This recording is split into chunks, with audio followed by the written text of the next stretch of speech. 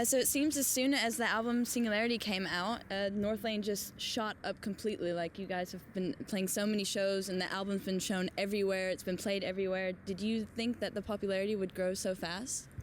Not exactly, really. I guess when you play in a metal band, you sort of are expecting the odds to be stacked against you in every way.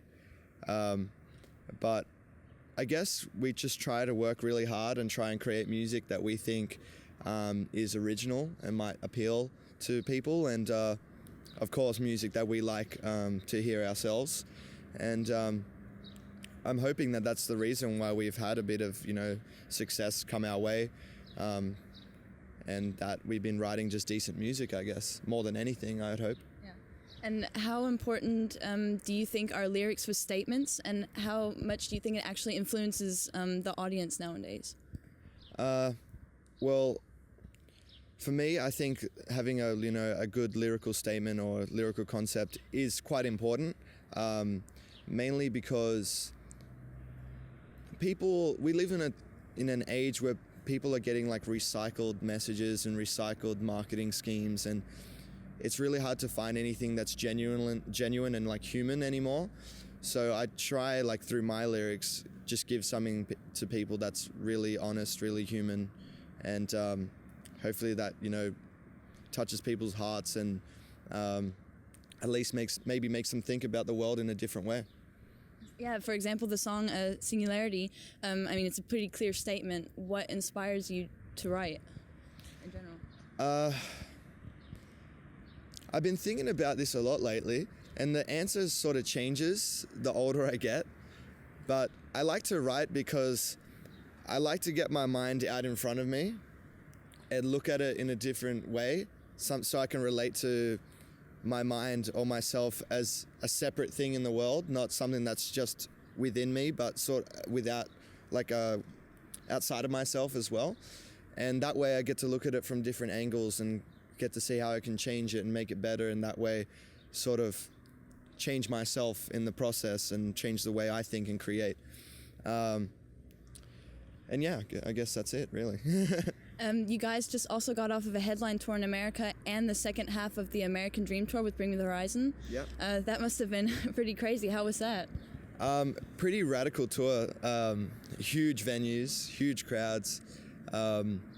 We were the opener for that tour, and it's always tough being an opening band, but we really wanted to warm the crowds up for the headlining acts, and we've really felt that we won over a lot of the crowds in that tour, and that's all you can really hope for, being an opening act on a tour. It's a chance to expose yourself to a lot of new fans that might not have heard you before.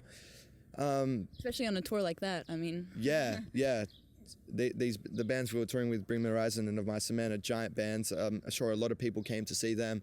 But it was really sweet and really nice to hear that a lot of people did come to see us, and they told us that, whether in person or on the internet, and that was really touching. Do you have maybe a story from that tour, maybe the best story or something embarrassing, or? Okay, I got one cool thing to say and one embarrassing thing to say. One cool thing was that I actually got to hang out with pretty much all the bands. Yeah. All of the guys were very open, from Bring Me the Horizon to Of Mice and Men and Issues. All of them were great dudes, very friendly, talkative and open. And I definitely made some new friends on that tour. Embarrassing moment, Montreal, Canada. I don't really drink often, but I decided to have a few drinks that night, and I ended up losing my keys, my wallet, and a few other things. Luckily, they were found. Oh. Someone picked them up and brought them on the tour. That's where you're like, thank God that some people are so nice, right? Exactly. People could have, left it there, but luckily I had some friends looking out for me on that tour. You guys are pretty well booked out as well, like last year and this year. Are you already booked out through the whole year? Pretty much. After this tour with Architects across Europe and UK, we're going back home for just a very short 3-week break before we head out on an Australian headline tour, which will be one of the biggest Australian headline tours we've ever done, probably actually the biggest headline tour in Australia we've ever done. And after that, we've actually booked 4 months off to write and do some pre-production for a third release, which will be coming out, I don't know, sometime in the future, I don't know. after that, we are tossing up a few different tours right now, whether it's UK, Europe, or North America. Europe. we would love to do either or both, so we'll try and hopefully fit them all in. And is there a gig that you've already played that you think is the best gig ever, or is there a gig coming up that you're excited about more? When I think about the best gig ever, I always end up playing a show that outdoes the best gig ever that I've played. One that comes to mind was Soundwave Sydney in Australia. Yeah, okay, Huge festival tour, and that was like just before our record came out as well, our second record, and it was a moment for us to really look back on everything we'd achieved and where we had ended up. And it was almost like I'd had visions and dreams as a kid to be on that stage. Like I'd actually seen it in my mind, and then to actually see that realized in real life is like kind of magical in a way. And it was such an important event to me. But even so, coming over to the different side of the world in Europe and having kids that probably don't know how to speak English all that well, know your lyrics and understand what they mean, and come up and say how much the songs mean to them is just as special and important to me. Yeah. Was your family there as well, or? I've had a few family members come out to Soundwave, but they actually came out to, my whole family came out to a show a couple of years ago at the Metro Theatre in Sydney, where we played with August Burns Red, huge metal band, and my parents these days are very proud of what we're doing. So, you guys are in a van or in a bus with each other a lot of time. Does somebody out of the band have a pet peeve that gets on everyone's nerves? In like a bad habit or something like that? Yeah. Like where everyone's just like, oh, of course he's doing that again. Well, I don't want to name any names, but it's a story. Just a story. But on the tour bus, people can tend to let off a few farts quite often, and all guys. More than often, it's the same people. Some admit to it, some don't.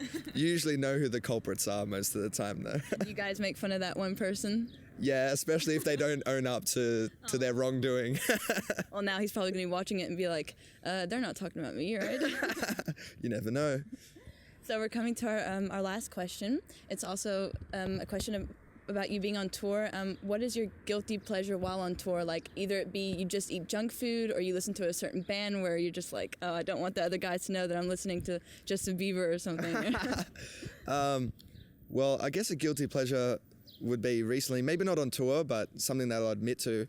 Beyonce's new record is absolutely crazy. Like, it's one of the best records ever, like pop records ever.